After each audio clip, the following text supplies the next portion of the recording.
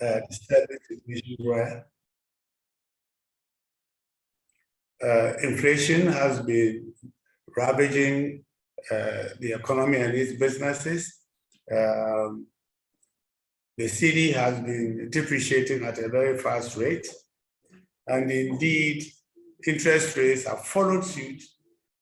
And we all recall that recently at the latest Bank of Ghana Monetary Review Committee meeting, the base rate was increased from 19% to 22%. These are very harsh times, very difficult for everybody, for the country, for its businesses, for individuals, and for all of us. And we all know the issues that have led to where we are today. Indeed, we will take a look at that, but let me just say briefly that the crisis kicked in just at the time when we lost access to the Eurobond market. I believe that if we had continued to have access to the Eurobond market, we will not be where we are today. But let me spend some time to look at how we got here.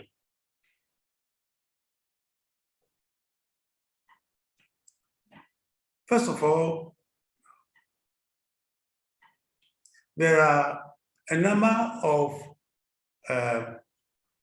factors that we have control over. That's why I describe them as the homegrown factors that have brought us to where we are. Indeed, we don't say much about these things, but quite frankly, I believe that the very first thing that we need to put our mind on is the economic policy philosophy of the administration. We recall the philosophy of Ghana without debt. Of course, we didn't say or we didn't hear about Ghana without loans, but that implied that we were going to build an economy which was self-sufficient, which on its own can grow and develop without aid and grants. Now, unfortunately, that took our eyes off some of the very core things that drive economies and sustain economies and build stable economies, like exports. So we replaced those initiatives with borrowing commercial loans, which are clearly more expensive, far more risky than loans and grants, and sometimes concessional loans from the fund.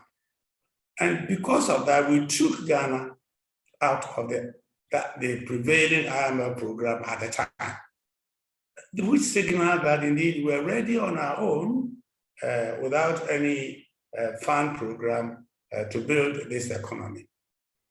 And what we did was to replace that with commercial loans.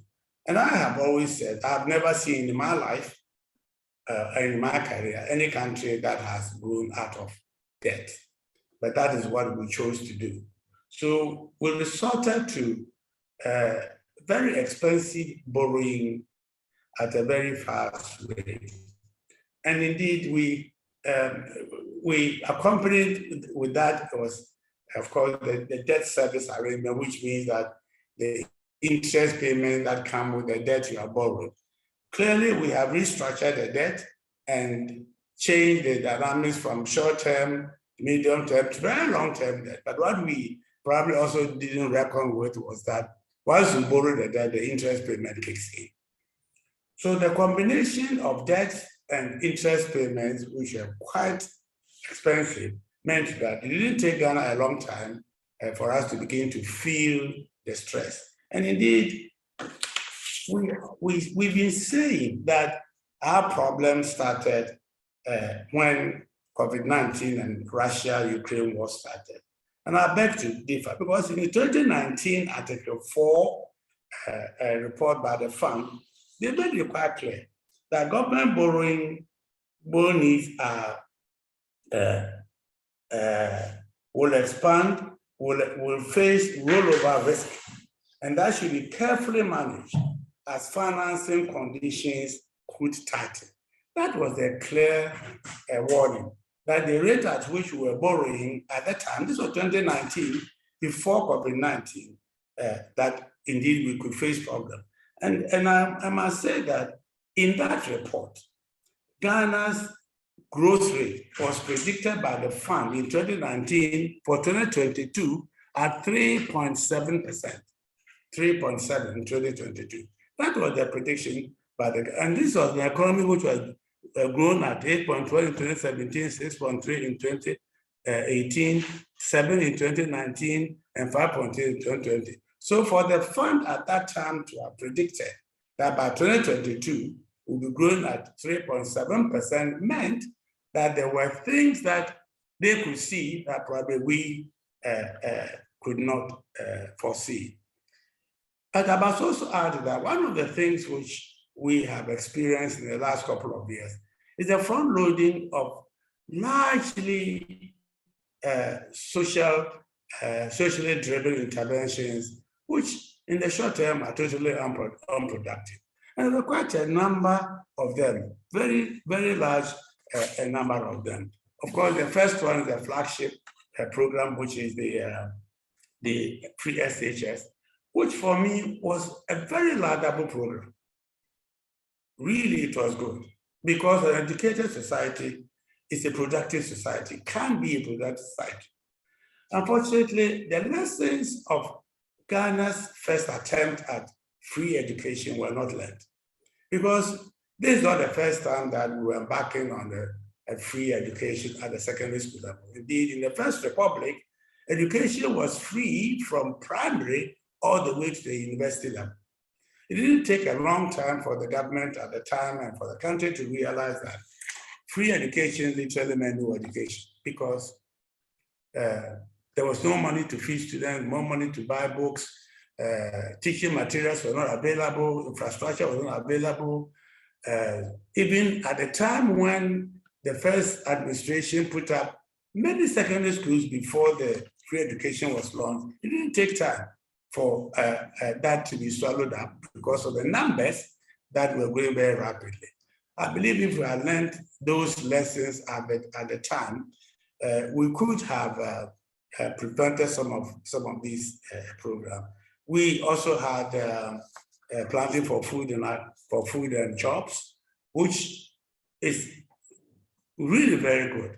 But why do we have to plant for food and jobs only and not plant for food for exports, plant for raw materials for exports, which would have helped us to build resilience into the economy? But we focus principally on plant for food and jobs. But unfortunately, we have not begun to feel the full impact because the jobs have not realized. And we still face the same perennial food shortage problems which push prices up. And currently we are facing a situation where I am a typical plantain eater, so I can tell you that the plantain I used to buy for 25 cedis is now selling for 150 cedis. So we have not solved the problem by pursuing this program over the last 5 years or so. The program itself was good. Its execution, I think, has lacked some focus, and its focus itself was limited. We also have experienced revenue at levels which are far below the rate at which our expenditure has been growing. And let me just clarify here. I hear people talk all the time about the revenue mobilization has not performed. I don't think that is entirely true. What is true is that revenue mobilization over the last 10 years has averaged a growth of about 27%. What has created the problem is that our expenditure has far outgrown the rate at which we are able to grow our revenues. And we need to recognize that Because if we don't recognize that, then we may not be able to solve the problem, because we always blame revenue as the source of our problem, when indeed revenue is not entirely the source of the problem, but is the uncontrollable expenditure that is the source of the problem.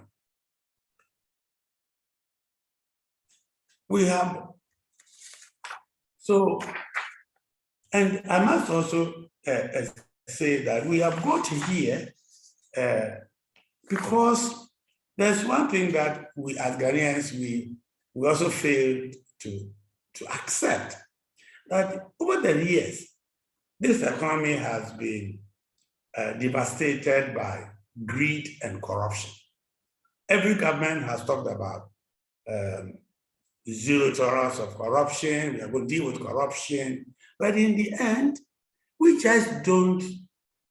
don't just succeed in doing this because we approach the issue only half-heartedly.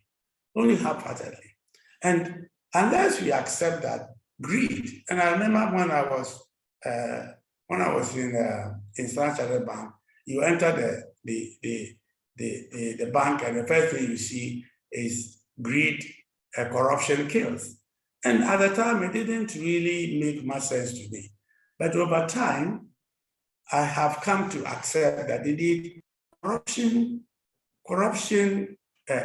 kills, because for every dollar we lose through corruption, it will mean health not provided, schools fees not paid, people not fed, older people dying because they cannot afford the cost of living and the rest of it.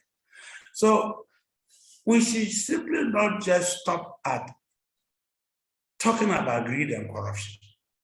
Corruption is at the base and is the fundamental cause of the many things that have gone wrong in this country. I can tell you most of the initiatives, the social initiatives that were launched were all very, very well thought out and were very good intention. But the execution were devastated by enormous resort to greed and corruption. And nobody can. But I know that it's something that when you talk about it, people simply do not want to listen, or there will be considerable pushback, but it is the bane of Ghana's economy, greed and corruption. And until we have governments that are coming up and credibly, and I mean credibly, fighting this hydra-headed factor called greed and corruption, we're not going to go very, very far. We can raise all the revenue, but if the revenue is not going to the project that they were designed to finance, we will still remain a poor country. So let me look at what issues. No, then there were two issues that Ghana had to face. And you recall I said that the first four issues were homemade. And by the time Ghana was doing very well, but yet the underlying factors were beginning to show cracks.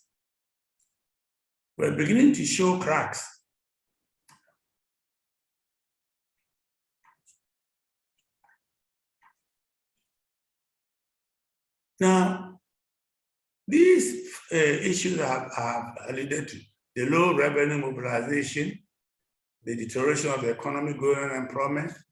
These are issues that are within our control. These are issues that we have control over.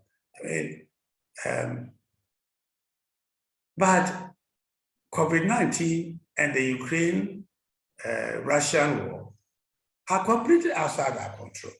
And it truly, they came to worsen the situation that Ghana was facing before 2019 November when COVID-19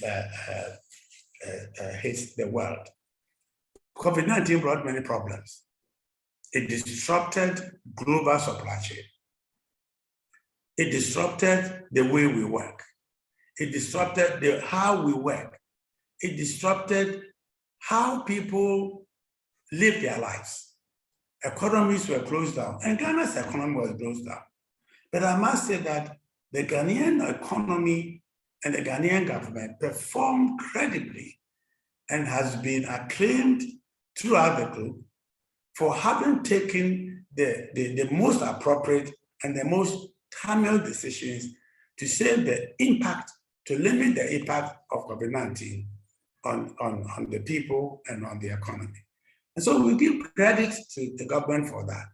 But it was quite devastating, because if the economy is closed down for several weeks or several months, and if businesses cannot operate because they have sent all their people home, the consequences could not be ruled out. And the country really suffered.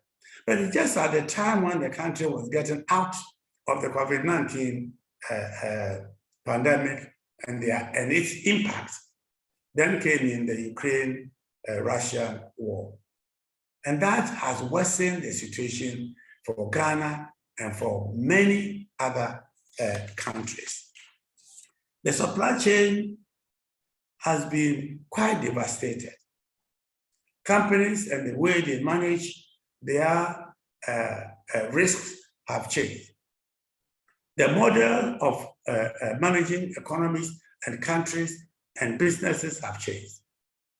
Their impacts have been devastating. The two contributed to the low revenue mobilization in the country. They worsened the deterioration of the macro environment. Of course, and with that came a growing unemployment, especially of the youth.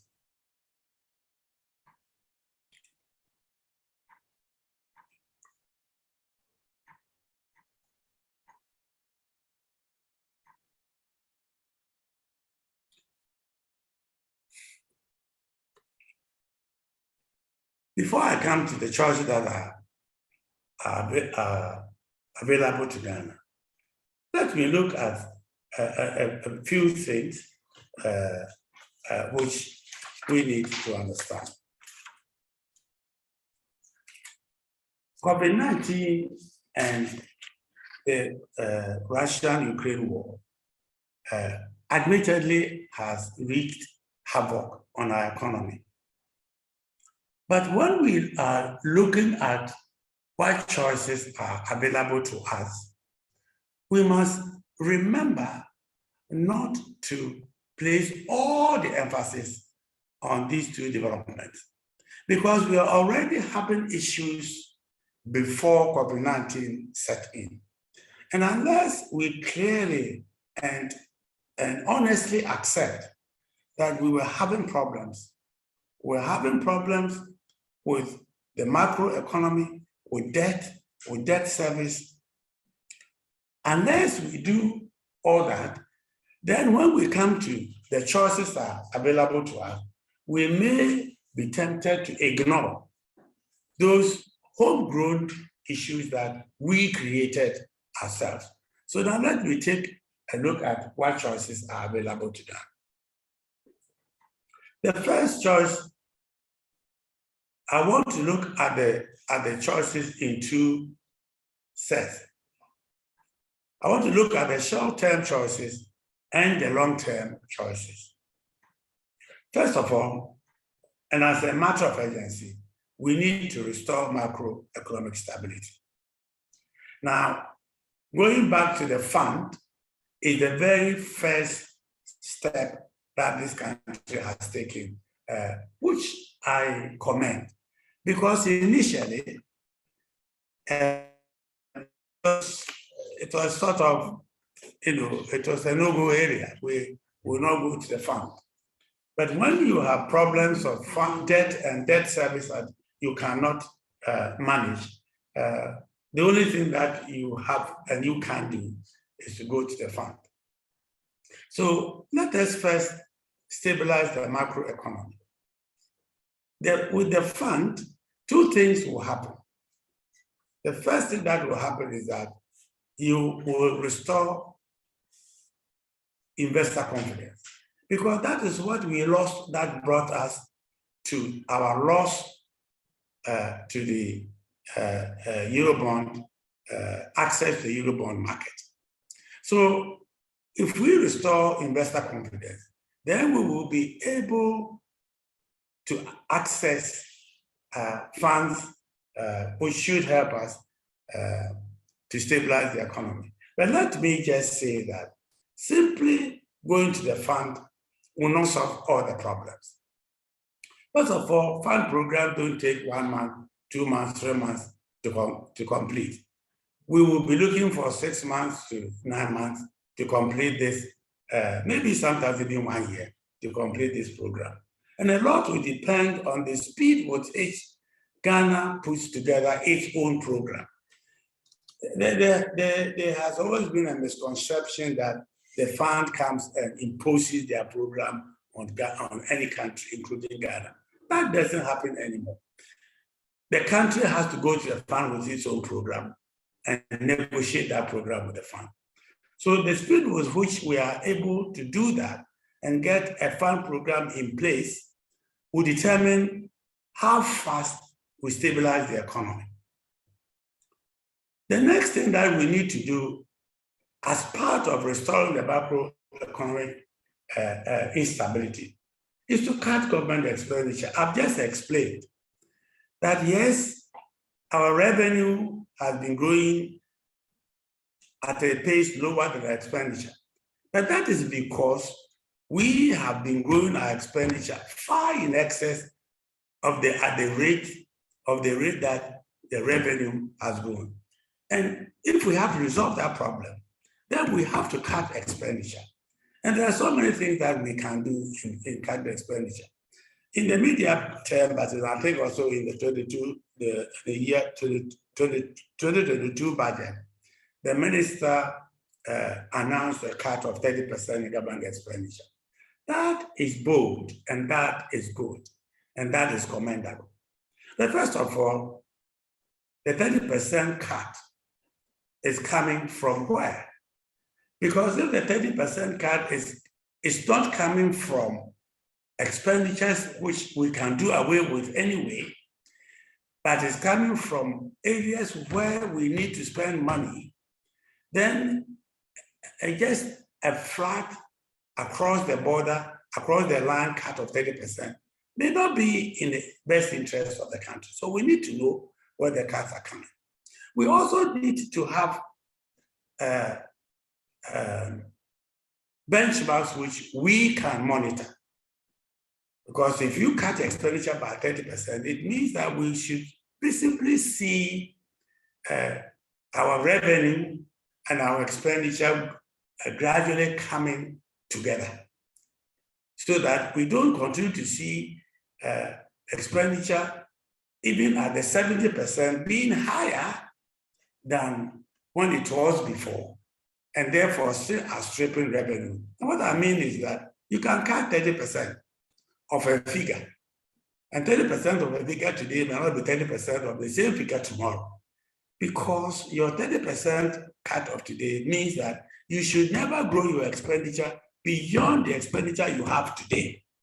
And therefore, we need to also monitor that very carefully and understand that, yes, we will cut expenditure. These are expenditure that we could cut, or we didn't need, or were unnecessary, or were unproductive, or in the short term, we can do away with and suspend and talk about in the next, in the medium to next longer term. So we should not just say we have cut expenditure without really firming up and taking hold of what expenditure we have today, and making sure that what we have today and what we cut is what we are going to hold for the next 2-3 years or so. Because otherwise, all we would return to is that expenditure will grow and outstrip revenue growth. We have many social intervention programs, many of them. They are all front-loaded. And they are recurrent expenditure that only grow, they never get smaller. We should be rational enough to understand that we cannot provide everything at a go. We cannot provide all the health facilities. We cannot provide all the education that we need. We cannot provide all the social intervention programs that we have today, they sound good in the ear. But we then have to understand how did they impact our budget? Have we got enough money to fund them? Or will they lead us to going to borrow money to fund these interventions, social intervention programs?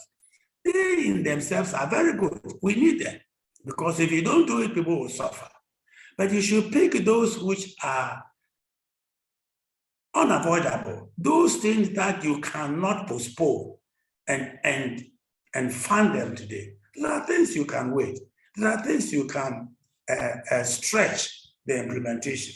So we need to look at the execution, we look at the numbers, we look at the budgetary requirements involved, and see whether truly we have the resources and the capacity to fund all these social interventions. I've heard comments like, because free SHS is the flagship program, nothing should be done about it. Absolutely, I agree. But we also all know that not everybody in Ghana needed free SHS to take their children to school. So there are rooms where we can look at these things and just rationalize the number and the content of social intervention programs that we have embarked on. Because those are the things that are driving our costs in excess of the revenue that we are getting. We must reduce imports. That is something we can do tomorrow. Because if you take a percentage of our imports over the years to GDP growth and the percentage of our exports over the years to GDP growth, our imports are always rising faster than our exports. So from day one, we have a problem on our hands.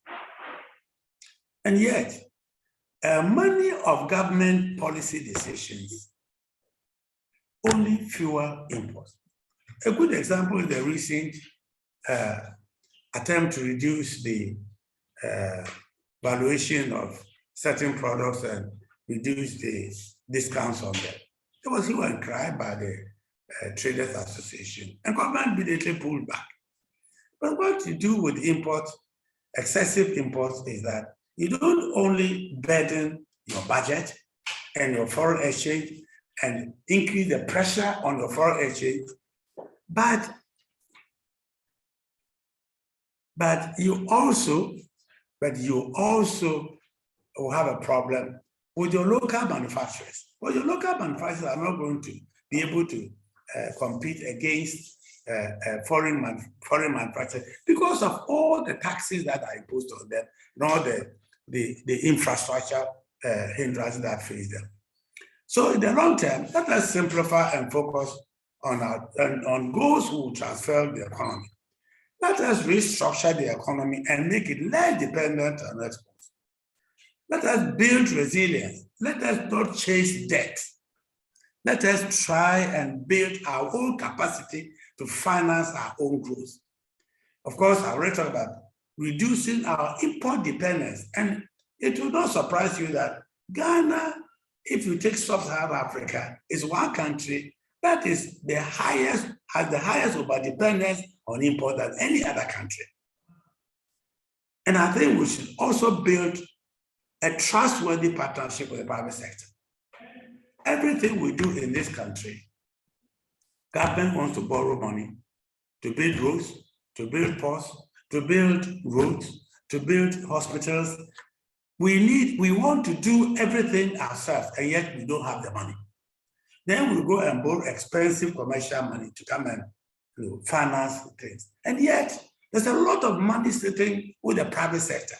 We have a public-private partnership law in this country, which has never worked, never, because our governments are not interested in partnership with the private sector. But our experience that we have today, where we are overburdened with debt, should teach us one lesson, that we don't need to take all the risk in developing our country. We can share that risk with the private sector. The private sector has lots of money. Why? They are very happy to come in and lend you their money because the yields are very high. But why don't we also entice them to come here and take risk with us so that they can also lend to us? Why do we want to carry all the risk of development when there's every opportunity to build roads through PPP, to build hospitals through PPP, to build schools through PPP, and we can do almost every capital expenditure item in this country with private sector participation, both local and offshore, or a combination of local and offshore. Let me just show you a few slides and bring this to a close.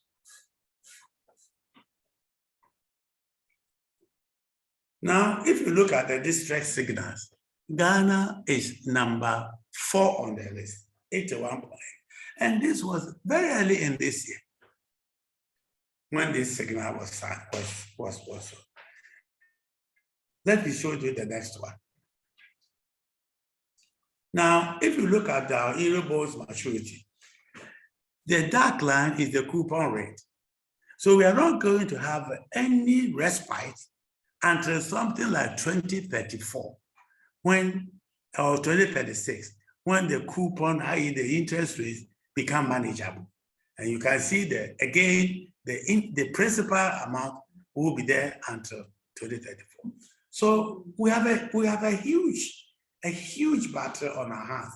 And unless we can restructure this, and unless we can discipline ourselves and build our country in partnership with the private sector, we will continue to have problems. Now, this is what I talked about. Several economic terms on imports to meet food demand. And Ghana is the very first country that depends most on imported food in the whole of sub-Saharan Africa. Why? We have all the arable land in the world. We have all the land that we can cultivate. We have all the ability to irrigate the land. Why are we over-dependent on food import? And that is why food prices are just pushing our inflation through the roof. That's the reason. So if we could focus on this and meet our own food demand, and also plant raw materials for export, we can solve this, because no country feeds itself on its own food production. You definitely have to import some food, but make sure that you feed yourself and you export raw materials to be able to finance your food imports. So I think I will leave here and allow participants to ask some questions or make comments. And at a later stage, I will touch on what has been the impact on business. We have a question? Yes, we have one question so far from the audience, and it says, how does Ghana switch our economic discussion away from GDP to GNP, or at the very least switch from expenditure-based GDP to production-based GDP? Okay. Oh, okay. Right. Now, it's a very good question. You can do both. Even as you do your base your discussion on GDP, you can still have a discussion on your GNP. Your GNP is your gross national product. So it is out of that you develop your GDP. Your expenditure figure data will always be there, because you only get to that before you get to your balance of payments or your income surplus data, or your revenue and expenditure data. You will have to do this. I think that the discussion on the expenditure is important. So is the expenditure on revenue. The two have to go hand in hand. I know many people shy away from talking about the expenditure, because the expenditure is generated by the government itself, largely. So if the discussion is on expenditure, they probably will be evaluating their own performance. But I agree with you that we should place a lot more emphasis on discussing not just the figures, but also the content of our expenditure. Are we very sure that a lot of the things we are spending our money on are worth spending money on? For instance, we have a very, very large, costly government, very large government. And in my own life, I've never seen the size of government like this in our own country before. There was a good reason that was given for having large government. But what are the large government delivered us? But if we had then start by saying, do we have revenue to accommodate this expenditure which we are going to care from having this overly large government? We probably would have changed our thinking and our decision on, this really very, very large government. And unfortunately, we don't talk about it. We don't. I mean, I have had many discussions where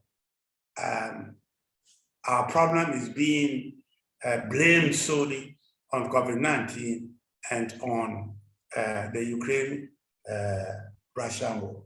I think that is begging the question, because we had sown the seeds of this problem long before these two developments, external developments, hit us. They have been devastating. There's no doubt about it. They have hit every country in the world. The Euro area, the United States, Japan, the UK are all facing very high inflation. There's no doubt about it. But if you come to Africa, you also find countries whose inflation rates are much lower than what we have, whose currencies have stood up more seriously and more firmly than our currency has done, because we have a double whammy of debt and debt service, which is putting pressure in addition to the pressure coming from the external factors. So we need to, I agree with you, we need to spend a little more time talking about expenditure. There's no doubt about it. But we must also not lose sight of it. You can only grow by growing your revenue. If you go to the private sector, they will tell you, grow your top line, the rest of it will take care of themselves. If we don't grow our top line, which is our revenue, we can't do much. Okay. I think there's a question here. Yes. Someone is asking if you could touch a bit more on the role of growth in getting us out of this economic challenge, and what would you say are the top 3 sectors that would help drive this? Okay, thank you very much. I know I didn't spend a lot of time on growth because my topic was to look at the choices that the problems and the choices. And it is true. I just made a comment. If we don't grow, nothing will happen in this country. So yes, we have to grow. I think 3, if you ask me, my number 1 sector will be agriculture, because we have the capacity to grow at the back of our agriculture. When I was an economic student, I was told that monocrop economies never prosper. Malaysia proved everybody wrong. And yet we don't have only cocoa. We have oil palm, we have rubber. And yet we have done practically nothing with these three crops that can really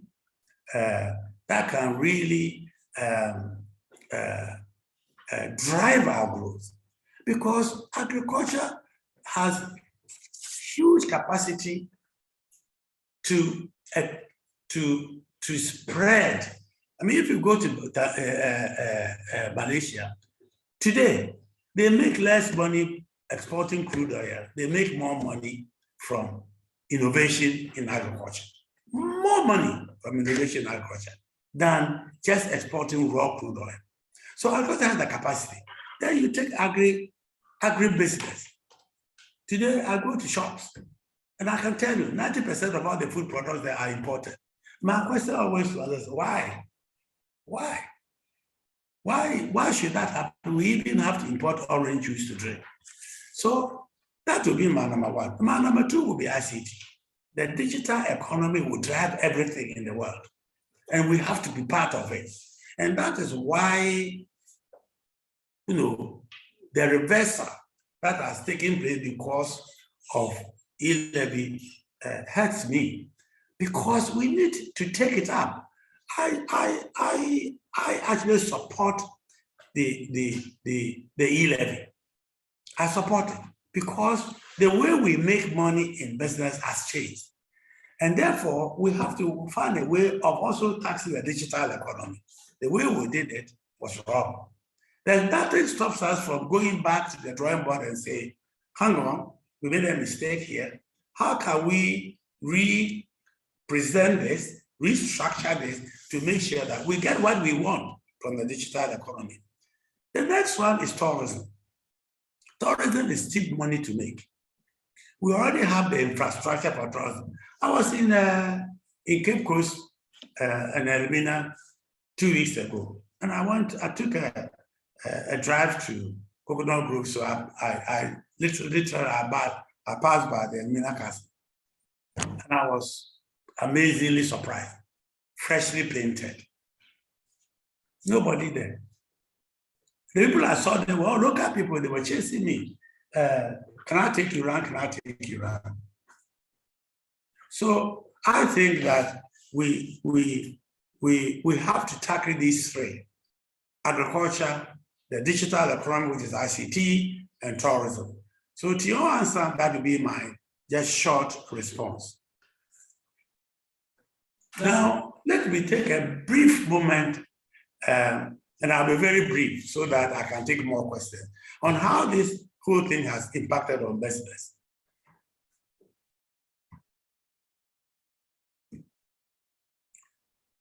Within the context of the economy's own slow growth, the growth is projected at 3.3%. We probably will end the year around 3.4, 3.5.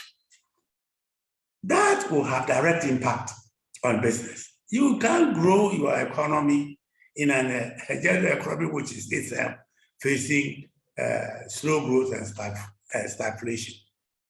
But even within the context of that economy, which is growing slowly, there are opportunities for growth. But let me stop here for that moment. Your margins are constrained and your cash flow is under pressure. Every business in this country today is complaining about margins because the people out there who will buy your products their disposable income is already under pressure.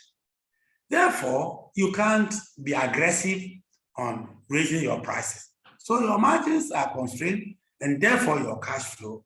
So your liquidity becomes an issue for you, for business. Now, because of the dramatic changes in the whole world economy, with supply chain, disruptions, and all the rest of it, you find that your old management models are unable to respond as quickly as the business dynamics are changing. So most businesses are still sitting with old processes, old systems, old business models, when indeed everything around them is changing so fast. And then they are complaining, but we are not making progress. You will not make progress unless you take a fresh look at how you have been managing your business, how you have been managing risk in your business. In an environment where inflation and your currency is depreciating and your interest rates are rising and your currency is depreciating by the day, you cannot be meeting every 3 months to manage a currency which is depreciating every day. You probably need to meet every morning to look at the economy and how it is performing to be able to take a handle on it. You need to look at the supply chain. And the supply chain for every company, whether it is a service business or a manufacturing business, you have a problem. The supply chain disruptions and the high elevated costs have impacted on every business in this country. So let me now look at some specific issues, apart from what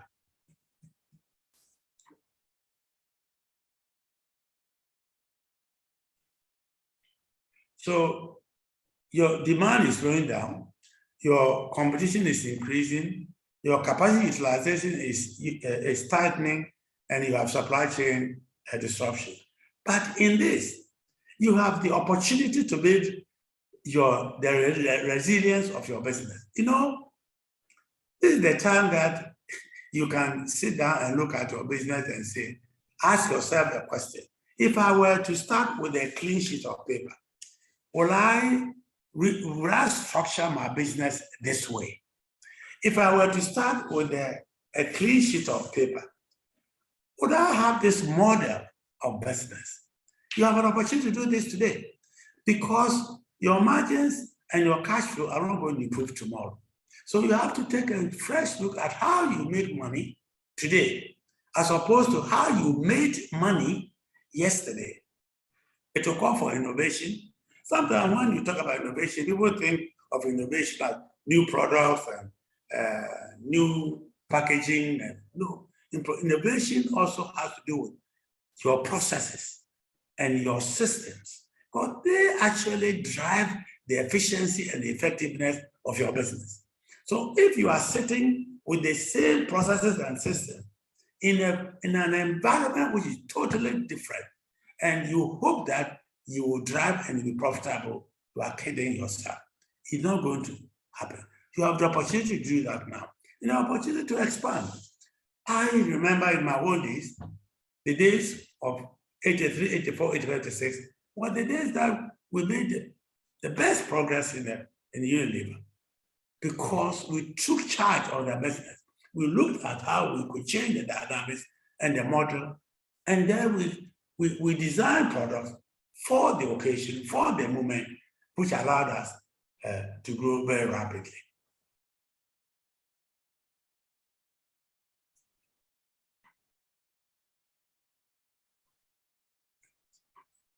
So let me just finish by saying, first of all, as a business, seek understanding of what's going on.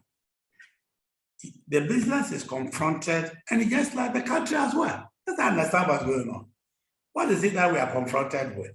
What is driving the inflation? What is driving the supply chain disruptions? What is driving the interest rates rising? Have a very clear understanding of it. You cannot just manage without understanding these issues.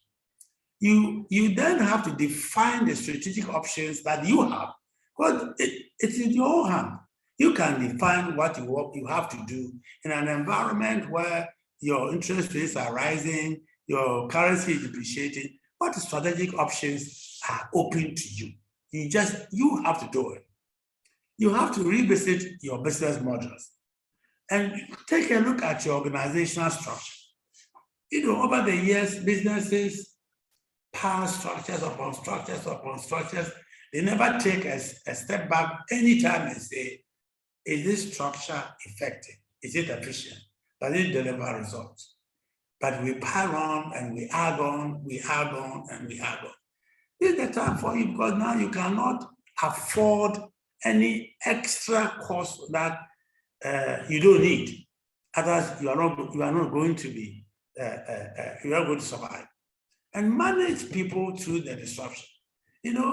For most businesses, the easiest thing to do in a situation like this is immediately to say, let us restructure.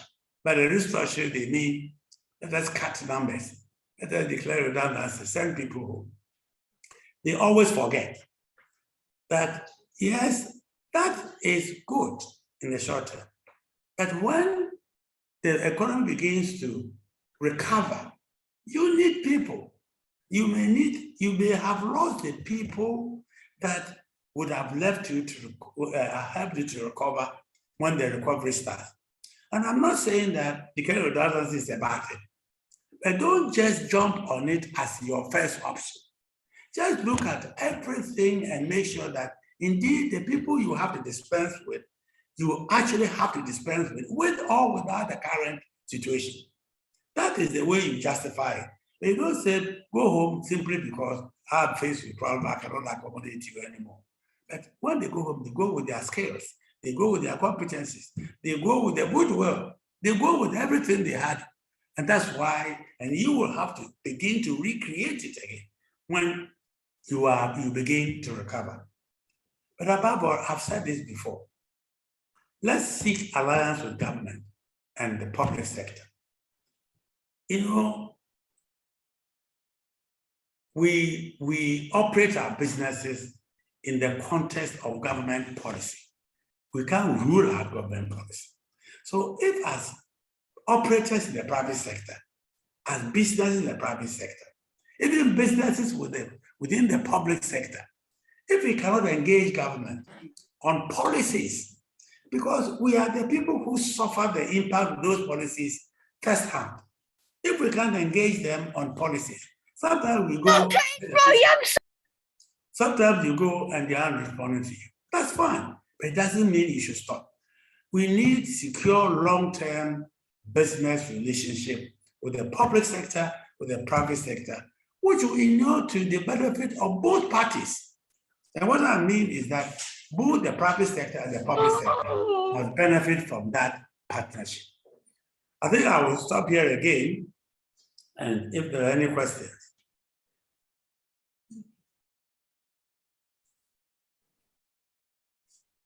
Okay, so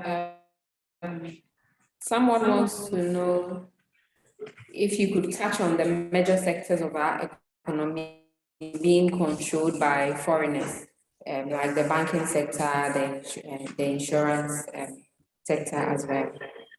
Okay. That one we have business sector. Yeah. Those sectors that are controlled by the. Well, I don't forget that I have a very long history and a rich background of having worked with multinationals all my career. We go out there to invite investors to come into our economy. We go and invite them. We set the framework within which foreigners can operate in our country. If you look at the GIPC Investment Act, it sets the framework within which a company can come to Ghana and set up and operate within our country. We have never said that we don't want foreign investors into Ghana. We want foreign, and in fact, indeed, every country needs foreign investors. America needs foreign investors, Russia needs foreign investors, Britain needs foreign investors, and Ghana needs foreign investors. What we describe as being controlled by.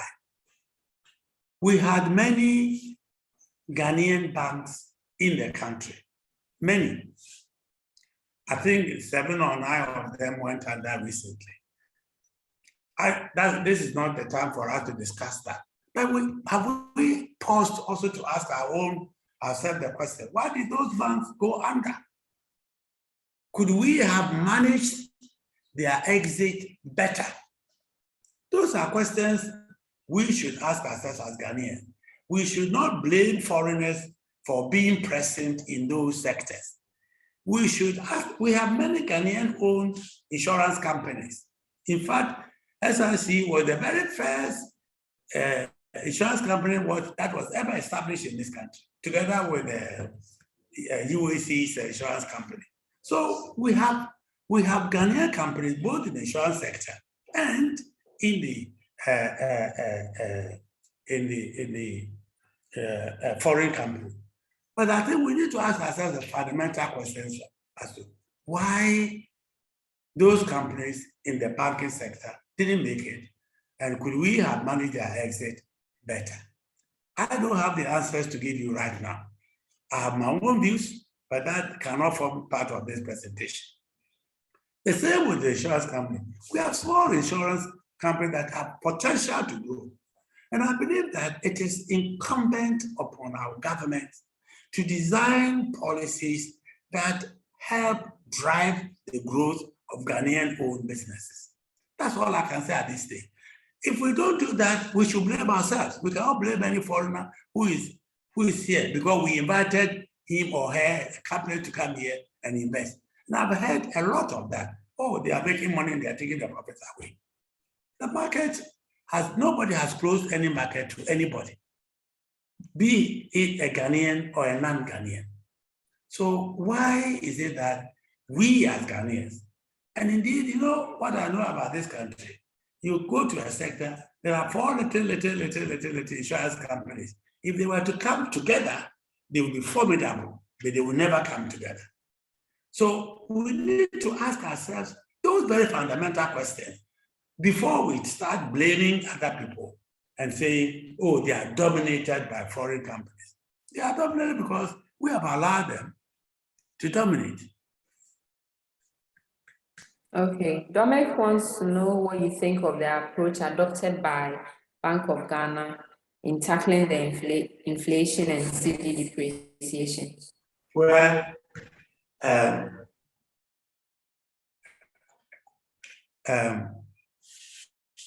I will touch on that. I understand where the answer is coming from. I have said this before, I think in an interview with George Chidi some time ago, that the classic economist would tell you when you have inflation, you raise your interest rate. When your currency is depreciating, you do the same, or you make sure that the Bank of Ghana, because the inflation and depreciation they reinforce each other.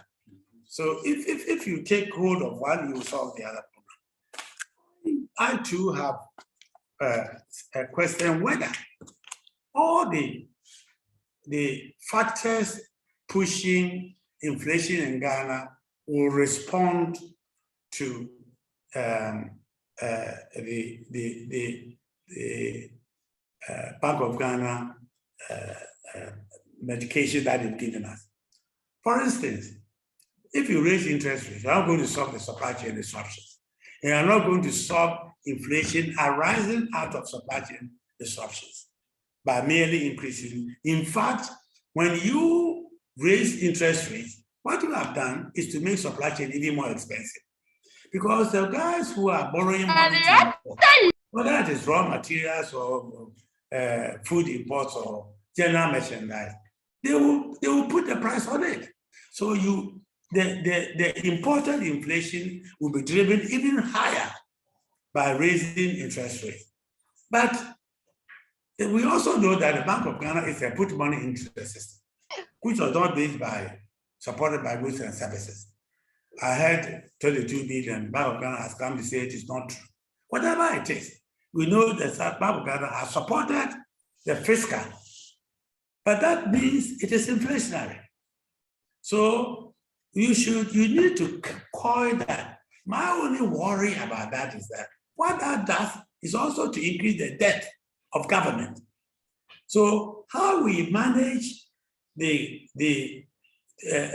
make sure that we come out better in either way, because you see, if your city depreciates, increasing the debt of government, if your inflation rises, don't forget that the people who came here and invested their money in cedi bonds, now they go to, you pay them cedis, they go to the market, right, to go and exchange those cedis for dollars, for the dollar they brought in. That will fuel your inflation. So I don't know where raising interest rates will fight that kind of inflation. So I think that we are in a very turbulent waters right now. We all have to keep cool minds. 300% rise in the base rate is quite steep. I understand, it's quite steep. And it will not help government, it will help not individuals, but the central bank believes that it will help suppress inflation. Let's wait and see whether that will be the outcome. Any more questions? Okay, so let's take a last one here. Alfred wants to know what systems can we develop to curb the rate of corruption and enhance economic growth? And also if we can implement a national agenda mandatory to be followed by all succeeding governments. Okay, The first one, we should make corruption expensive. We should just make it a no-go area for everybody. I mean, if you go and steal money in Singapore, if you steal government money in Singapore, the consequences are so dire that before you think of going to steal government money, you think twice. Here, people steal government money, they are found out, and nothing happens. We have seen, videos and films of people literally looting government money. Nothing has happened to any of them. Nobody has been put to jail for stealing government money. Nobody. So unless we make corruption and greed expensive in this country, we can cry our heart out. We will get nowhere because it will undermine everything we do. And don't forget that now, it is not just, it starts from our political parties. The corruption starts with our political parties because we have monetized our democracy. So I go and borrow money to go and campaign. When I get into government, I need money to go and pay my debt. And now even the District Assembly Common Fund is what most parliamentarians, we say, oh, I'm going to Parliament, aspirant. I'm going to Parliament. I'll go and borrow money. When I go, I'll use this Assembly Common Fund to pay my debt. And yet that money was meant to develop the district. It was not meant for the MP. It was meant for the district. I hope one day the Auditor General will audit how MPs have used the District Assembly Common Fund in their own district. Now, for national agenda, in a democracy, you can't dictate to government. What we can do is to build nationalism in ourselves, that in all we do, Ghana will be placed first. If we do that, national agenda or no national agenda, everybody will go and work in the best interest of this country. The last time I had a 40-year plan, I know 40-year plan is a no-go area, because today the world changes so fast. If we have a rolling 3-year plan, that will make more sense to me. But when you come into government, if you take over government, there's no reason why you should go and say everything that the previous government did was bad. Scrap it. How can I prove to people that when I came, I also did something for myself? That is not the way to build a country. Because building a country is like building a house. You put one block on the other, one block on the other, and then you get your house. If you are building a block, a house, and every day you go and destroy what you have put in the day before, will you ever build that house? You will never do.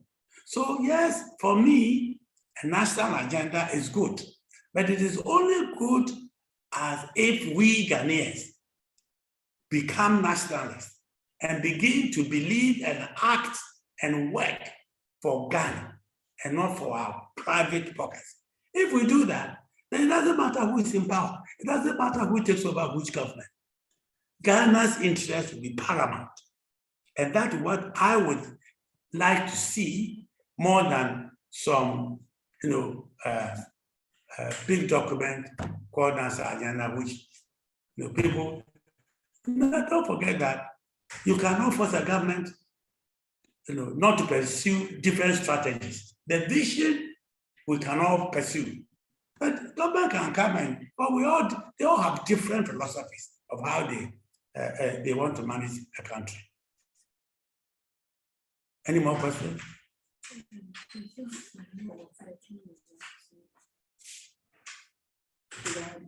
Do you have any questions?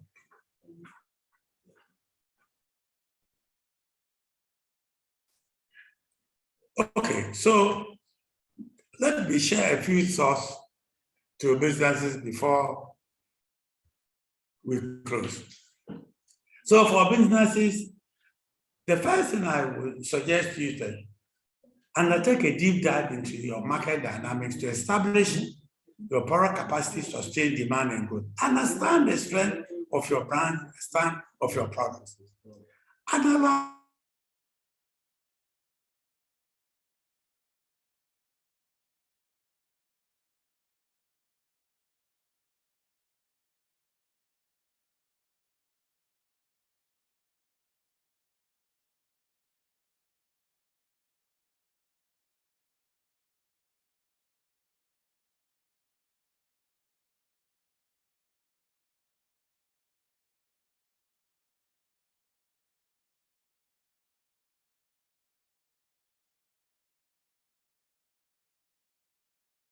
We apologize for the short disruption. Dr. Yamson is coming back soon.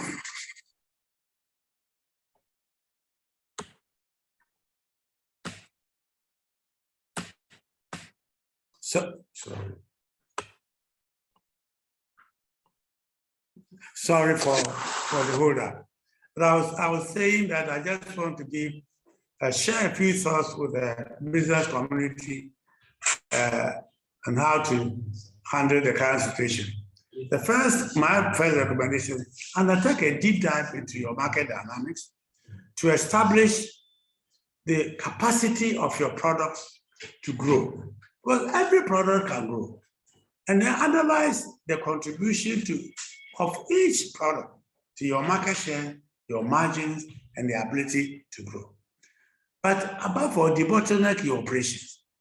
Undertake operations and systems you do now to remove waste and improve efficiency. Because the current situation requires that you can't afford waste. Whether it is in this country or it is in businesses, we can't. We just have to make sure that we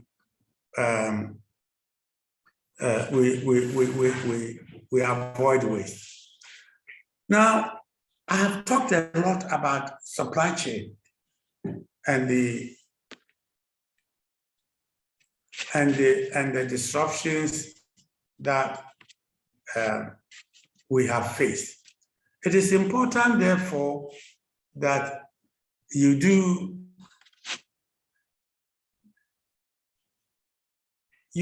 make sure that in managing your supply chain, you coordinate your processes across all the functions and across all the services in the business. Because you could be planning your financial, you put in your financial plan, and you forget that your financial plan has implications for your marketing, for your buying, and therefore, if you don't coordinate all that, the chances are that you will suffer more from the disruptions. Because the goods will not arrive here, you don't have money to go and clear the goods from the port, because the finance people haven't made money available. And that is why I'm saying coordinated. Now, you have to clarify your business focus. Is your business chasing margin? Is it chasing market share? Or is it chasing revenue? Because each one of these choices has its own strategic agenda and action plan that will deliver it. Well, you cannot chase all, because if you chase revenue, you may have to give a little bit of margins. So be very clear as a business that which one you have to give preeminence to. You can chase all of them so long as you can manage them. You have to rationalize the range of products. Some people are carrying far too many SKUs. They are complex and they make the whole operation inefficient. It may not apply to all businesses, but some businesses have. And leverage the strength in your brands, in your logistics management, in your operational efficiencies, in your customer experience, in your customer loyalty. Some companies already have strength in the big brands that they have. And that's why you have to leverage. And you have to define the framework for crisis preparedness.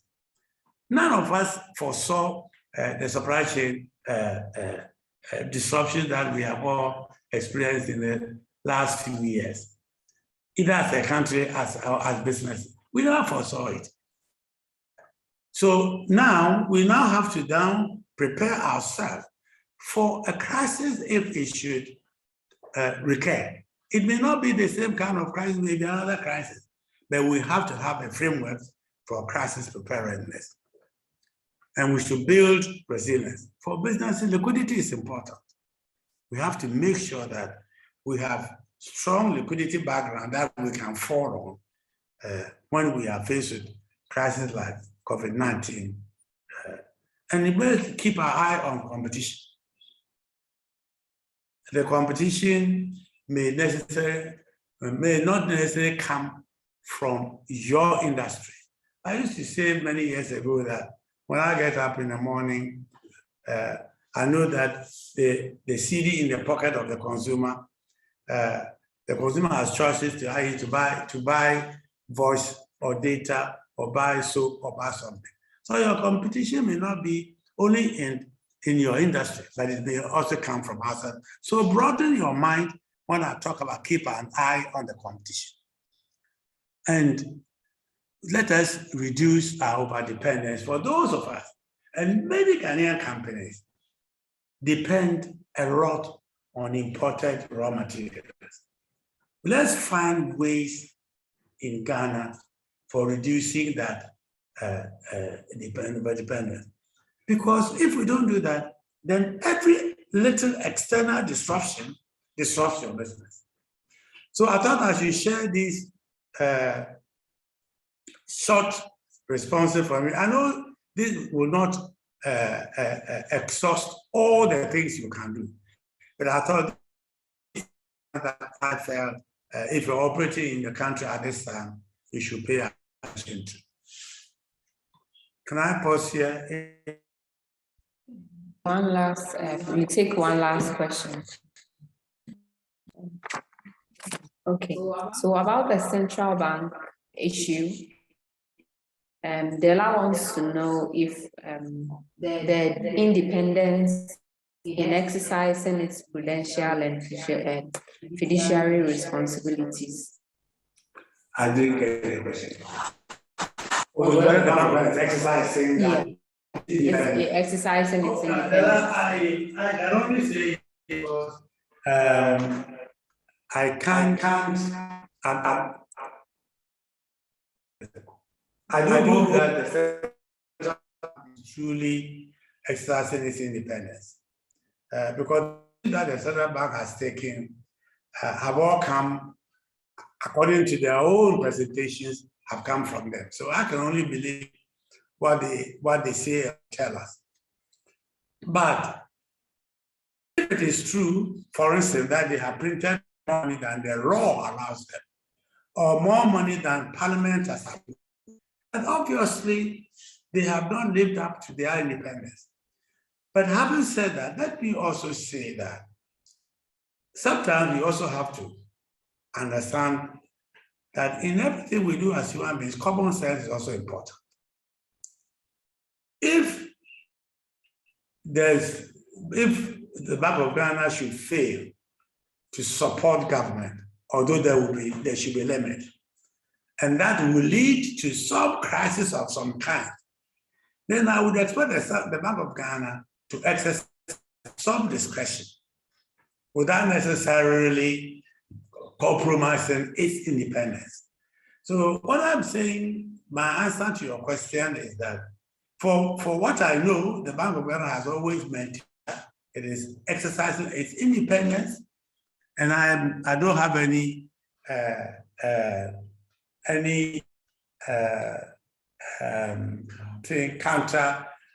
to counter that. What I can say is that the reports that are currently coming around, we say the central bank has printed more money than the law allows it to do, and more than Parliament has approved, and that they came under the influence of government. If that is true, then the central bank has not exercised its independence. But I think that needs to be validated. And let me thank you for listening. I think I'll yield back to the moderator. Okay, thank you very much, Dr. Ishmael Yamson, for that thought-provoking presentation. My takeouts from the presentation so far, I'll just list a few of them, that both government and the private sector need more disciplined and innovative growth strategies. And also they need better ways of managing the cost of doing business. And also both should also focus on becoming more resilient vis-a-vis external development and global competition. Finally, we've come to the end of today's session. Thank you all for joining. We couldn't take all the questions, but I'm sure that each one of us have had some great insights to take away. Thank you once again, and thank you once again, Dr. Yamson. And we meet next month. Yeah, thank you very much. Bye. Right, my first, sorry.